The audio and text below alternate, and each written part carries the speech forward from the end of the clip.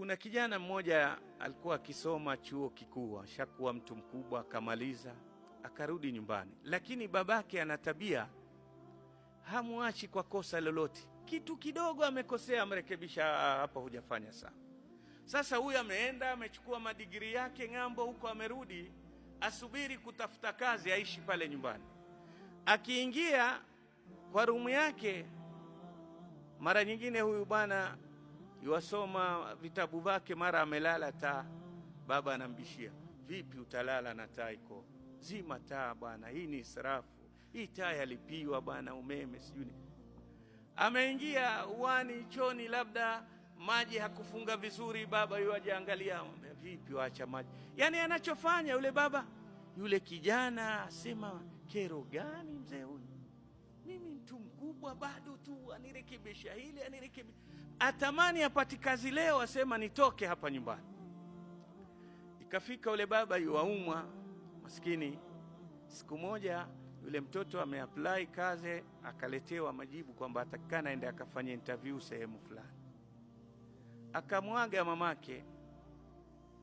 Mama akamweleza baba. Baba akajiburuta kule kwake mpaka akaja kwa rumu ya mtoto.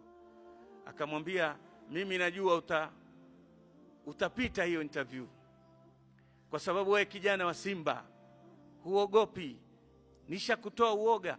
Kijana hata kutoka baba na mawaidha. Haya, mpaka leo siku mimi naenda kwenye interview bado uko nami tu, kero gani hili? Alafu yule baba akatoa mkono mfukoni, akamwambia, naomba leo upande taxi, usiende kwa miguu huko kwenye hiyo interview. Asema nilipokwenda wenzangu wametangulia, nimechelewa kwa sababu ya kero la baba, nipa mawaidha yake mengi. Asema alipoingia kwenye geti ya ile kampuni, kuna sehemu ya maua na kuna hizi bomba za maji ambao huwa zikimwaga maji kwenye yale maua, lakini yale maji hayakufungwa, yameachiliwa, yamemwagika kila sehemu. Akasema israfu ya maji yamwagika. Ashazoea zile tabia za baba za kurekebisha. Akenda akafunga haraka haraka. Mgeni hajui, lakini akaona, akenda akafunga. Alipoingia yuwapanda ngazi, akakuta mataa saa 4 ya mchana, mataa ya waka. Akaanza kuzima. Wenzake wamcheka, huyu vipi huyu? Mshamba kiasi gani huyu? Ingia mahali hapajui nini, alafu anza kujiti. Walipofika juu kule kwenye ule mlango waingia kwenye holi sasa interview, akakuta ule mlango kama zile nati zimelegea, ule mlango atakuanguka. Akautia nguvuni, akaanza kurekebisha, akafunga vizuri. Wenzake sema, ili jamaa mbona leo? Wakaingia kwenye interview. Watu wakaingia, waulizwa, walikuja mbele, aingia mbele. Alipofika kwake, akaambiwa table zile dokumenti zake, akaweka makaratasi yake, akaangaliwa vizuri. Haya, kuna mwingine akamuuliza maswali. Swali lake alimuuliza, wewe wataka uwe nani hapa? Akasema, mimi kazi yote ambayo Allah atanijalia, mimi nimesoma kwa gharama wazazi wangu, nataka nikasaidie wazazi wangu. Kuna watatu hakumuuliza swali, ashazoea ile kero la babake, sasa yeye akera watu. Akamwambia, mbona wewe ulizi? Yule bwana akamwambia, mimi ushanijibu. Kivipi? Ninakujibu vipi? Ambia, sisi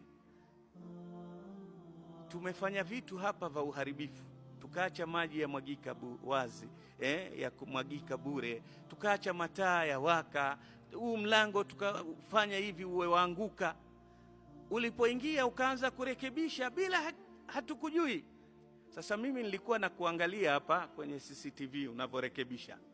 Sisi tutatafuta manager ambaye atakuwa ana hamu na hii kampuni, asikia uchungu nayo, na tusha kupata ni wewe, kuanzia sasa uko kazini. Sasa yule kijana machozi akamtoka, akaanza kukumbuka, kumbe lile kero la baba ndio limefanya nini, limenisaidia. Kumbe lile kero lilikuwa lina kazi yake. Ya Rabbi, mponyeshe babangu, ili kazi hii kwanza, mishahara yangu ya kwanza miezi 6 atakula babangu, sili hata ndururu. yani napata kazi kirahisi hivi mimi? Basi akaulizwa, utaanza lini kazi? Akasema, mimi babangu aumwa, nataka nikamshughulikie, lakini wiki ijayo nitakuja kuanza kazi. Aliporudi akitokezea nyumbani akuta watu wengi, akajua hapa kuna mambo sio mazuri. Alipofika akaambiwa, babako ashafariki. Sasa kijana huyu asema, yani nilitamani maisha yangu yote nimpate baba siku moja nimlipe wema wake. Wema nini? Wema ulikuwa kero, au sio? Wema wa baba ulikuwa, lakini lile kero ndio limemfanya akumbuka kwamba ni wema.